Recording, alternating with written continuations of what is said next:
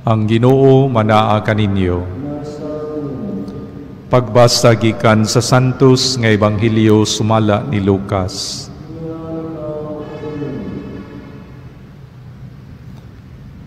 Unya gisuginlan sila ni Jesus niining sambingaya. Hinumdumi ninyo ang kahoyng igera ug ang tanang mga kahoy. Kung makita ninyo nga manahon na sila, mahibalo kamo nga duol na ang ting-init. Sa ingon usab, inig kakita ninyo nga mahitabo kining mga butanga, mahibaluan ninyo nga hapit na maghari ang Dios. Timan-e kini, mahitabo kining tanan sa dili pa mga matay ang mga tao nga karon buhi pa. Ang langit ug ang yuta mga hanaw, apan dili gayud mapakyas ang akong gisulti. Ang Ebanghelyo sa Ginoo.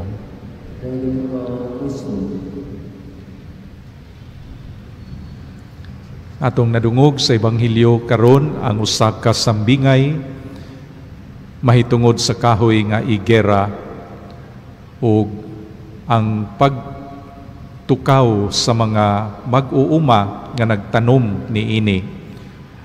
Matud pa ni Jesus, ang mga nagtanom sa kahoy nga igera, kung makakita sila nga manahon na ang kahoy, sila mahibalo nga duol na ang ting-init. Kining mga mag-uuma, tungod sa ilang taas nga eksperyensya sa pagpananom, sayod na ni sila sa cycles of the different seasons, ting-ulan, ting-init, kay balo na sila kanusa ang angay nga panahon sa pagpugas, kay balo sila unsay angay nga buhaton, inigsugod na og tubo sa ilang gitanom, kay balupod sila unsang panahona nga angay na anihon ang ilang gitanom. Unya, kung panahon na sa pagpugas o panahon sa pag-ani, importante kaayo nga ilag yun nga buhaton ang angay nga buhaton niya ng panahona, saway paglangan-langan.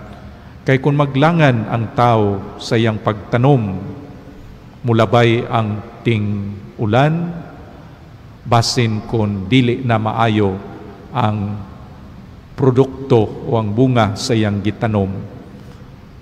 Nganong gisgutan man ni Jesus, aron pagpahinumdum nato mga igsuon sa pagka-importante sa pagtukaw. Kung magisguta sa atong kinabuhi isip mga Kristohanon, importante kaayo ang pagtukaw, kining watchfulness o kini pong timing kung kita giauhag sa pagbuhat og usa ka butang, kinahanglan ato dayong buhaton ang maong butang sa walay paglangan-langan, kay basin unya kung ulahin na ang tanan. Sayod man tani ini, no? Kay sa ato ang pagpuyo sa atong kinabuhi matag adlaw, importante kayo ang sakto nga timing, ang pagtukaw. Kung magluto ka, kinahanglan kay balo ka kanus ang panahon sa paghaon sa imong gitak-ang, kay kung dili gani basin mapaig ang imong giluto, o kaha kung sayura tingali mahilaw. Maupod ang paglabang sa daan, kung ang traffic light nagkanayon nga stop, kinahanglan nga muhunong pud ka, kay kung dili ka mubuhat sa gipabuhat, mamiligro ang imong kinabuhi ug ulahin na unya ang pagmahay. Mausab kini sa atong kinabuhi nga espirituhanon, kita giauhag ni Jesus sa daghang bahin sa kasulatan sa pagbag-o sa atong kaugalingon, pagtubag sa iyang panawagan sa pag-usab sa kaugalingon, pagpakgang na sa mga dautan nga gawi, o pagsugod na pag-alima, pag-ugmad sa mga birtudes, mga maayong hiyas sa atong kinabuhi. Kung kita nakasala, panahon na kana nga ikaw maghinulsol, kay kung kita maglangan pa, basin kung ulahi na ang tanan, mao nga pahinumdom sa tong Ginoo pagtukaw sama og mga mag-uuma nga nagtanom niining kahoy nga igera nga nasayod sila sa kapanahon sa pagbuhat niining butanga, pagtanom, pag-alima, pagbutang og fertilizer, unya pag-ani sa ilang bunga sa ilang gitanom, sa walay paglangan-langan buhaton kini. Mausab sa atong kinabuhi, sa walay paglangan-langan, kinahanglan atong buhaton ang gipabuhat sa atong Ginoong Hesus. Hinauton ta nga nagtukaw ta kanunay, siya mo abot diha sa iyang pulong sa Ebanghelyo, kung unsa ang iyang gipabuhat nato, kinahanglan nga ato gayud kining dawaton ug puy-an. Sa atong pagkalawat karon mudawat kita kaniya, andam pa kita nga mo padayon kaniya sa atong kasing-kasing.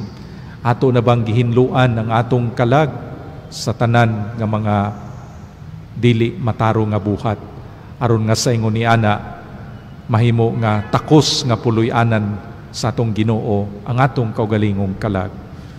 Nya sa ato pong pagpauli sa atoa, ang Dios mo abot pod sa ato pinaagi sa dagway sa mga kaigsuonan nato nga nagkinahanglan. Dili ba ningon man siya, whatsoever you do to the least of my brethren, that you do unto me.